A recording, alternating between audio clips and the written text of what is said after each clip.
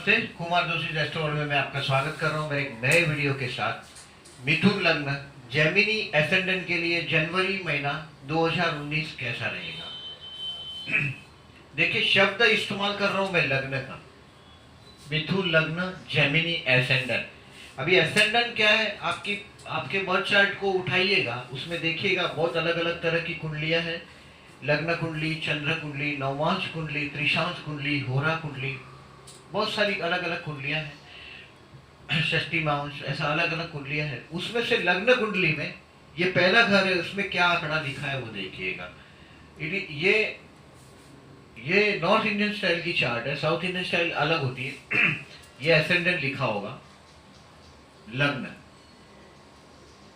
और यहाँ जो आंकड़ा लिखा है वो राशि आपका ये यानी 3 लिखा है, यानी कि तीसरी राशि आपका लग्न है, मिथुन लग्न है अगर आपका, तो ये वीडियो आपको एप्लीकेबल होगा, आपको ज्यादा मजा आएगा।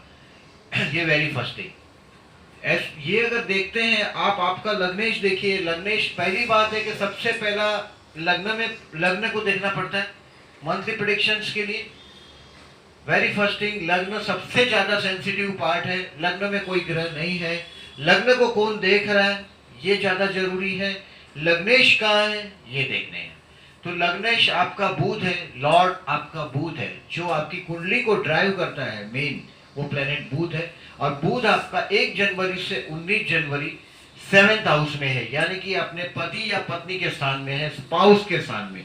अभी जो ये टाइम है 1 जनवरी से 19 जनवरी, ये आपको नेम फेम टेम्पररी एक ऐसी प्रतिष्ठा दे सकता है आपके मैरिज लाइफ में, अपने स्पाउस के साथ। स्पाउस मतलब अपने मैरिज लाइफ का पार्टनर, आपके वैवाहिक जीवन के भागीदार के साथ एक अच्छी अंडरस्टैंडिंग देगा 1 तारीख से 19 तारीख तक। आपकी मैरिज लाइफ कहीं ऐसे देखिए, मैरिज लाइफ के लिए मैं ऐसा मानता हूँ मिथुन वालों को अभी टाइम अच्छा नहीं है, बी केयरफुल।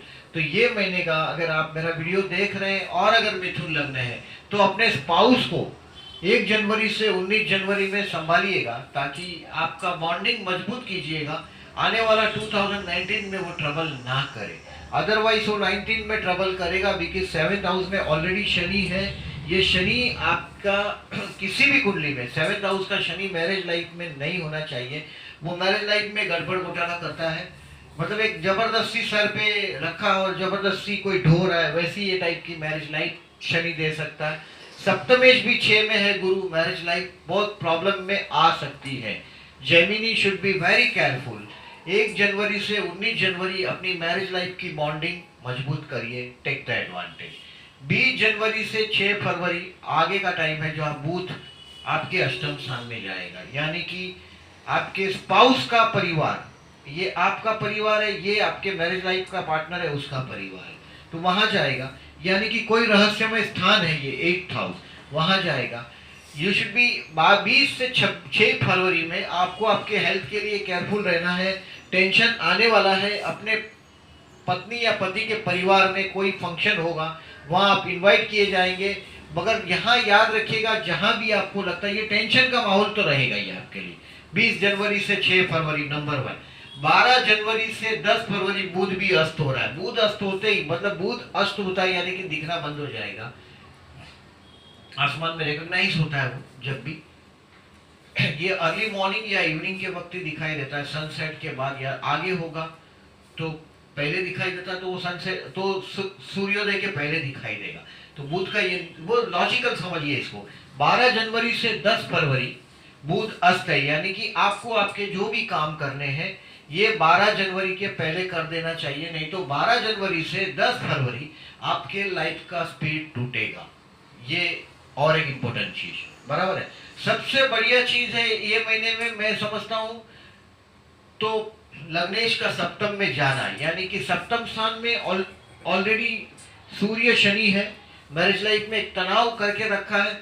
31st का जो पार्टी होगा आपका, आप जो भी कर रहे हैं आप एंजॉय करेंगे, तो उसमें अपने स्पाउस के साथ आपकी बॉन्डिंग मजबूत करने की कोशिश कीजिएगा। ऑलरेडी शनि सूर्य जैसा 2 पापग्रह वहां बैठा है, बुध अपनी चतुराई से मार्ग निकालेगा। मेरी बात को याद रखिए, उसके एडवांटेज देने की कोशिश कीजिएगा।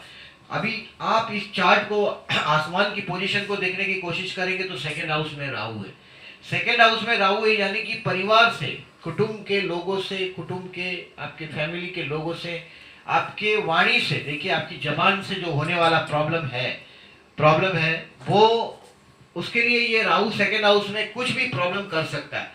तो बोलने के लिए ध्यान रखिएगा। पैसे की शॉर्टेज है तो विष्णु सहस्त्रनाम कीजिएगा, राहु सेकेंड हाउस में लाभदायक रहेगा। 6वां गुरु है, वो भी अच्छा नहीं है। साल भर का गुरु का सफर है, बीच में मार्च एंड में थोड़ा सा रिलीफ मिलेगा, वो 7th में जाएगा, लेकिन जनवरी महीना है तो ये दबाव रहेगा, पैसे की शॉर्टेज। 6वां गुरु गुरु यानी बड़ा, गुरु यानी संतान, गुरु यानी सुख। अगर 6वें स्थान में गया तो ये संतान, सुख और घर में जो बड़े बुजुर्ग है उनके लिए खर्चा बता रहा है। 6वां गुरु आपके घर में बड़े बुजुर्ग है उसके लिए खर्चा करवा सकता है, उनके साथ झगड़ा भी करवा सकता है। अगर घर में बड़े बुजुर्ग है तो संतान से भी विवाद दिलवा सकता है। आपका पंचमेश भी 6 में है, शुक्र, तो ये भी संतान से विवाद दिलवा रहा है। तो शुक्र आपके बच्चों के साथ भी विवाद न करने में भलाई है। आपके बच्चे अगर बड़े हैं, जेमिनी लग्न है, बच्चे बड़े हैं तो ये एजुकेशन में खर्चा हो सकता है, बड़ों से विवाद हो सकता है। बच्चों के एजुकेशन के लिए भी 6वां स्थान में गुरु है, ये एजुकेशनल खर्चा भी करा सकता है। गुरु शुक्र की युति 6वें स्थान में अच्छी नहीं है, शत्रु स्थान में ये युति हुई है। गुरु तो अच्छा है ही नहीं शत्रु स्थान में, शुक्र भी साथ में आ गया। शत्रु के प्रति उदारता वाला बर्ताव करना पड़ेगा आपको, वो ये चीज दिखा रहा है। 1 महीने के लिए शुक्र आपके 6वें स्थान में है, बाद में ये उठ के 7th हाउस में आ जाएगा। शुक्र राशि चेंज करेंगे 29 जनवरी को, यानी कि फिर मैरिज लाइफ में थोड़ी रंगीनियत देने की कोशिश करेगा, लेकिन तब तक आज से बुध सरक गया है और बुध अपना लग्नेश आपका 8th हाउस में चला गया है 20 जनवरी से। मेरा इंसिस्ट करता हूँ कि फेरी फर्स्ट थिंग 31st की पार्टी में पूरी कोशिश कीजिएगा मैरिज लाइफ की बॉन्डिंग कर सके आप अपने मैरिज लाइफ के पार्टनर के साथ, काफ़ी अच्छा व्यवहार करके उसको जीत लीजिएगा, ताकि आपको जनवरी फिर ये स्टार पोजीशन आपके फेवर में नहीं होगी, ये ध्यान में रखिएगा। अगर आप स्टूडेंट हैं तो ये महीना तो छोड़ ही दो, ये महीना 15 दिन तो ठीक ही है, 20 तारीख तक 19 तारीख तक जब तक धनु में। बाद में ये प्रॉब्लमेटिक है आपके, देखिए गुरु 6वां है, आपका रिजल्ट जो आप एक्सपेक्ट कर रहे हैं उससे 2-5% कम ही आने वाला है, आपका कैलकुलेशन इसमें नहीं चलेगा। तो बी केयरफुल, आप स्टूडेंट है तो आपको एजुकेशन में ज़्यादा जोर लगाना पड़ेगा, ये भी ध्यान रखिएगा। शनि सूर्य जैसा ग्रह 7th हाउस में मैरिज लाइफ में कंट्रोवर्सी निर्माण करेगा। अगर नहीं हुई तो गॉड गिफ्ट है, आपका बर्थ चार्ट अच्छा होगा तो, अदरवाइज अगर बर्थ चार्ट में प्रॉब्लम है तो आपको कंट्रोवर्सी निर्माण होगी। सूर्य और शनि साथ में, ये भी ठीक नहीं है। शनि 7th हाउस में बिगड़ा था, ये सूर्य भी साथ में आया।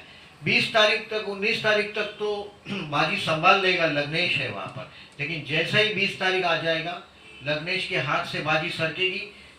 ये शनि कुछ ना कुछ रोल करेगा, सप्तमेश भी 6 में, तो ये काम करिएगा जो मैंने बोला 31st की पार्टी का। ये कर्मस्थान में आया हुआ मंगल ये एक अच्छा रिजल्ट देगा आपके ऑथोरिटी में, बट षष्टेश और कर्मेश का परिवर्तन है, ये अच्छा नहीं है।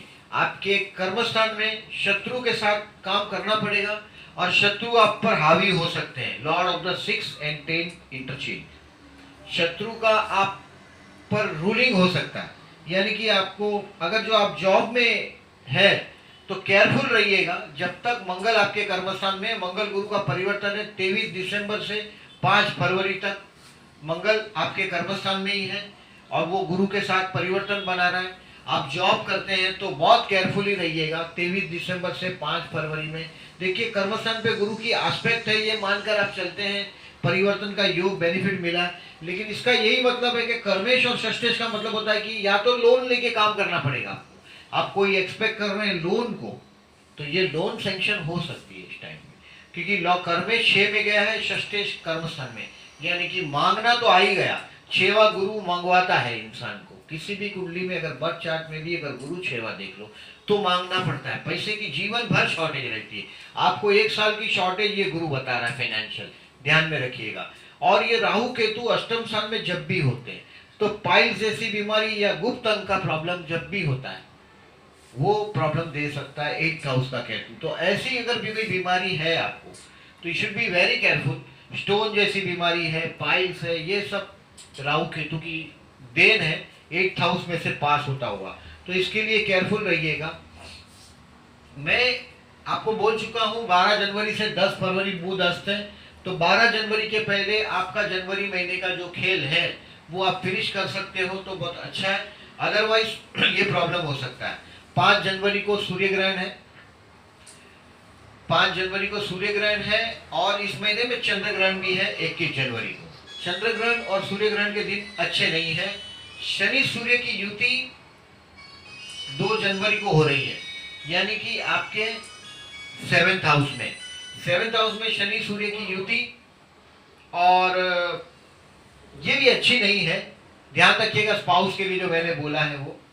और 20 जनवरी से 15 जनवरी देखिए शनि अस्त हो रहा है, 20 दिसंबर से 15 जनवरी के लिए, सॉरी 20 दिसंबर से 15 जनवरी शनि अस्त हो रहा है, यानी कि आपका भाग्य सप्तम में है, यानी कि आपको जो स्पाउस से जो मदद मिल रही है उसके भाग्य की वो कमजोर हो जाएगा। 20 दिसंबर से 15 जनवरी शनि के अस्त होते ही आपको जो भाग्य का सपोर्ट मिल रहा है वो कमजोर हो जाएगा, ये ध्यान में रखिएगा। अभी डेट वाइज जो प्रेडिक्शन करने की मैं कोशिश कर रहा हूं उसको ठीक तरह से दिमाग में रखिएगा कि इसमें जहां जहां मैंने वेरी फर्स्ट थिंग जहां वृषभ लिखा है, यानी कि 4 जनवरी से 5 जनवरी शुड बी वेरी केयरफुल अगर आप किसी से मिलने जाना चाहते हैं। देखिए 1 जनवरी से 3 जनवरी तो आपके दोस्तों के साथ ऐसे भी 31st की पार्टी, और दोस्तों जनवरी स्टार्ट हो रहा है, और ऐसे भी आप दोस्तों के साथ घिरे हुए इंसान हैं, बहुत बातें करते हैं, तो आप आपके दोस्तों के साथ एंजॉय करने वाले इंसान है पार्टी में, और 31st आपकी अच्छी रहेगी। 1 जनवरी से 3 जनवरी आप पर वो दोस्तों का वो नशा उतरा नहीं होगा, वो दोस्तों में ही आप उलझे हैं। 4 जनवरी से 5 जनवरी डिफिकल्ट डे है आपके लिए, याद रखिएगा, इट्स एन एक्सपेंसिव डे। ये दिन आपको फंसाएगा, खर्चे में डालेगा। आपके हाथ में अगर जो कुछ है तो आप इसको टालिएगा 4 और 5 जनवरी को, नहीं तो 6 और 7 जनवरी यही सोच में चली जाएगी कि इसको अभी मैं जो उल्टा किया है, जो आपने जो उल्टा किया है 4 और 5 जनवरी को, उसको सीधा किस तरह से कर सकेंगे, यही सोचना है 6 और 7 जनवरी को। 8 जनवरी और 9 जनवरी, 8 से 9 जनवरी आपको पैसा देगा financially, it will be the happy day. ये फिनेंशियली 8 जनवरी से 9 जनवरी में अगर आपके पास पैसा नहीं आया तो समझ लीजिएगा कि पूरा महीने के दौरान आपके पास पैसा आने वाला नहीं है। आप पैसे को एक्सपेक्ट कर रहे हैं, देखिए पैसे के पीछे ही दुनिया की दौड़ है, और 8 जनवरी से 9 जनवरी में आपके हाथ में पैसा आना चाहिए। आप अपने परिवार के साथ आनंद से खाना खाते शांति से जी पाएंगे, तो 8 और 9 जनवरी बहुत अच्छा दिन है। अगर किसी को मिलने जाना है, कहीं से पैसे का कुछ जुगाड़ करना है, इंडियन शब्द जुगाड़ करना है, तो ये 8 और 9 जनवरी में आपके वर्ड्स को रखे जाएंगे। 10 से 11 जनवरी आपको काम धंधे का स्ट्रगल रहेगा, एक आध छोटी ट्रैवलिंग करनी पड़ेगी, ये भी हो सकता है 10 से 11 जनवरी के लिए। 12 जनवरी से 14 जनवरी आपको एक शांति का अनुभव कर पाएंगे, आप घर पे एंजॉय करेंगे अपने परिवार के साथ।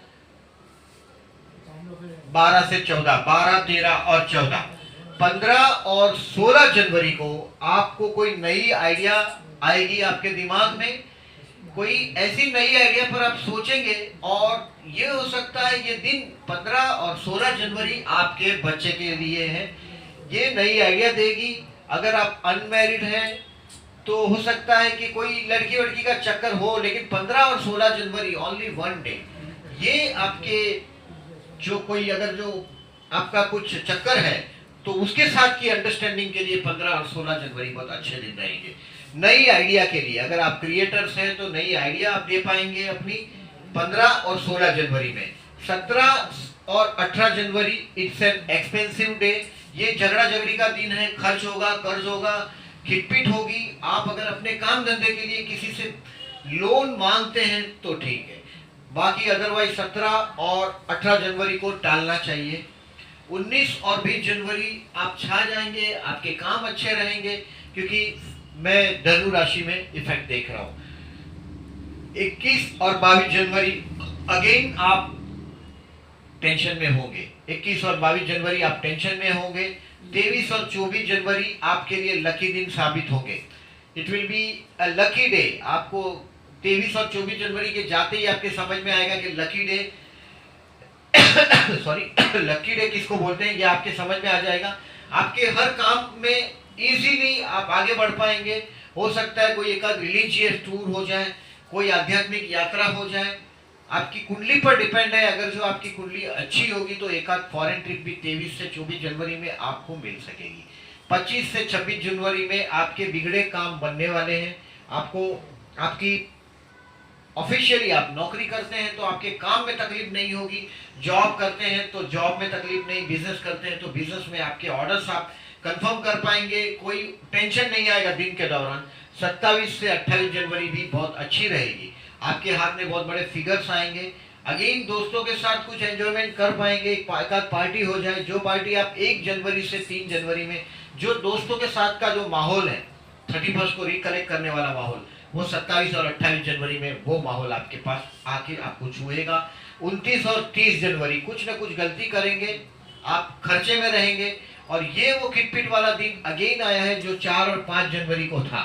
देखिए 4 और 5 जनवरी को जो मजा बिगड़ा हुआ है वही खराब दिन वापस 29 और 30 जनवरी को आप अनुभव कर पाएंगे। यानी कि ये दिन आपको सावधानी बरतनी है। 31 और 1 फरवरी ये सोचने में न जाए कि हाँ कहाँ गलतियां हुई, किस तरह से रेक्टिफिकेशन हो सकता है, इसके बारे में सोचने में आपकी जाएगी। ये वेरी फर्स्ट थिंग, ये जो मैंने जो बोला उसमें एक ओवरऑल पिक्चर को देखेंगे। देखिए वृषभ, वृश्चिक और मकर, तो यहाँ वृषभ की दिन है 4 और 5, इसको टालिएगा। वृषभ, वृश्चिक 17 और 18 इसको टालिएगा। Remember this days 17 and 18 not good day. Again 21 and 22 ये भी टेंशन में जाने वाला दिन है। 21 and 22 और 29 से 30 यानी कि 4, 5, 17, 18, 21, 22, 29 और 30 इतने दिन आपको हाथ में अगर कोई बड़ा चांस है और आप सोच रहे हैं कि चांस मैं ले सकूंगा, तो ये दिन में आपका कैलकुलेशन राइट नहीं बैठने वाला है। अगर आप करके देखिएगा 100% आपको निष्फलता ही हाथ आएगी। तो इससे बेटर है कि अगर इसमें अगर आपको कॉन्फिडेंस आ जाए मेरे वीडियोस देखने से, तो इस दिन को टालिएगा। ये मेरा आपको पहला सुझाव है। नंबर 2 देखिए, यहाँ ये चंद्र की पोजीशंस है। 2 और 3 तारीख थोड़ा मेंटल टेंशन रहेगा, 7, 8 टेंशन रहेगा, 17, 18 थोड़ा टेंशन में जाने वाला है और 29 से 30 भी टेंशन में है। लेकिन 17 से 18 यहाँ भी मैं चंद्र देख रहा हूँ 12वां है और यहाँ 17 से 18 मैंने वृश्चिक का इफेक्ट देखा है, यानी कि वो भी नेगेटिव है। तो इस तरह से